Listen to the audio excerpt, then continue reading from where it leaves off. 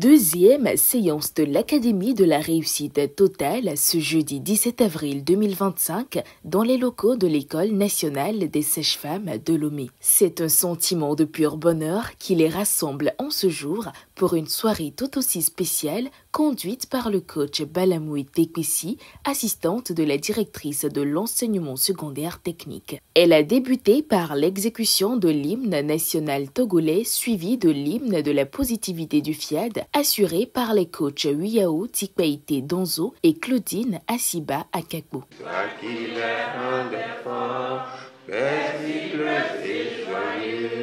À sentir ce qu'il a comme potentiel en lui, and so happy to consider as problem. Pour décréter la bienvenue aux participants, l'honneur est revenu à l'ambassadeur de développement Joachim Atassi Kosivi, distributeur de l'eau citrus dégraissant au Togo. Je souhaite la bienvenue à l'Académie de la réussite totale. Il suffit d'être concentré, écouté et sûr et certain, tout le monde sortira avec un gros poisson. À présent, l'immersion a été faite dans l'univers des exhortations. La première, animée par le coach Begbendom Pago, secrétaire exécutif du CDN FIAD Togo, a porté sur le thème « Un bon entrepreneur s'engage en fonction du risque et non en fonction de la qualité du projet ». On ne naît pas entrepreneur, mais on le devient en apprenant. Ne nous focalisons pas sur la qualité du projet, mais plutôt sur le risque. La prochaine fois, lorsque quelqu'un vous proposera un projet, voici la seule question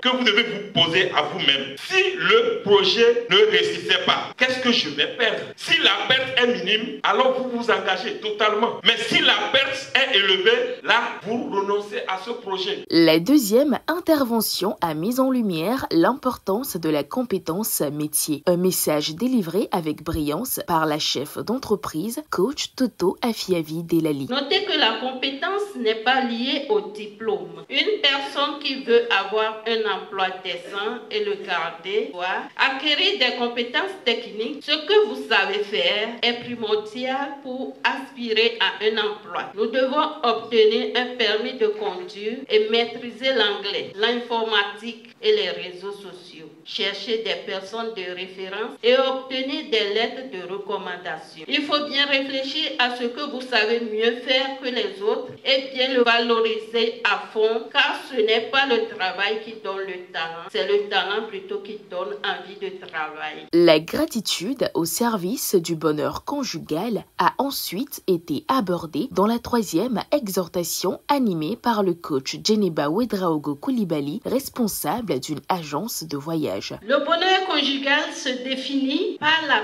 paix du cœur et la joie permanente qui anime un mari et sa femme. La gratitude commence par soi-même, ensuite par notre partenaire. Nous avons le devoir d'apporter également du plaisir sexuel à l'autre. Nous donner nous-mêmes, donner notre temps, notre attention, nos biens matériels. Voici quelques éléments de la gratitude dans le couple. Il n'est pas de la nature de l'homme d'envoyer des messages à sa femme tout le temps. Lorsqu'il le fait, disons-lui rapidement merci. Disons merci lorsque nous recevons un cadeau et louons ses performances au lit. Messieurs, sachez aussi apprécier les efforts de madame. Votre délicieux plat ou sa jolie coiffure parce qu'elle le fait pour vous. Une pause a été marquée pour un moment de showtime.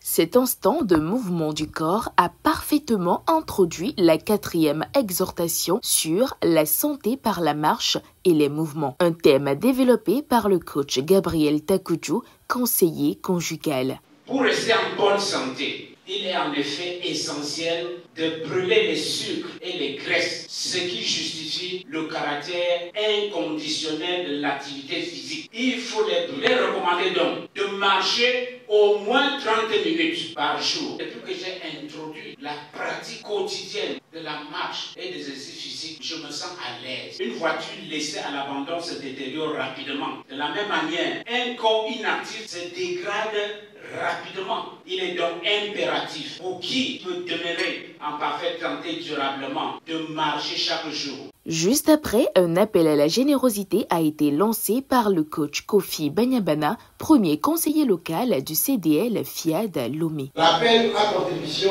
c'est aussi une façon pour nous de dire merci. Merci pour tout ce que nous recevons au cours de la soirée. L'effet, c'est la protection. Nous sommes protégés par notre générosité. Ce que nous donnons se multiplie. En vérité, que nous le sachions ou non, tous nos actes de générosité nous sont bénéfiques. En plus de nos bonnes programmations, si nous sommes généreux, Dieu nous protège et nous bénit. Chérissons la générosité, car l'univers nous observe et attend de nous un geste pour nous récompenser à la mesure de l'élan de notre cœur.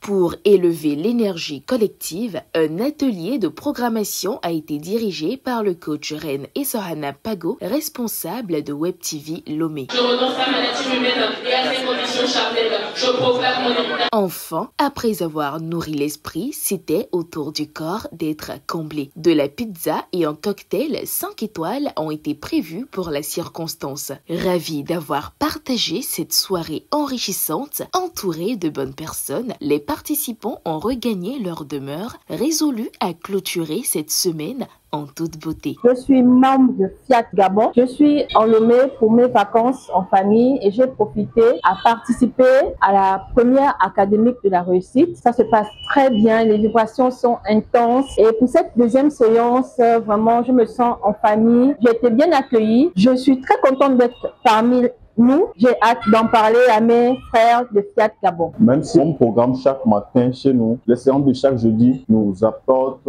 une énergie d'ensemble. Ça a plus d'impact. La soirée était très belle, chaleureuse et énergique.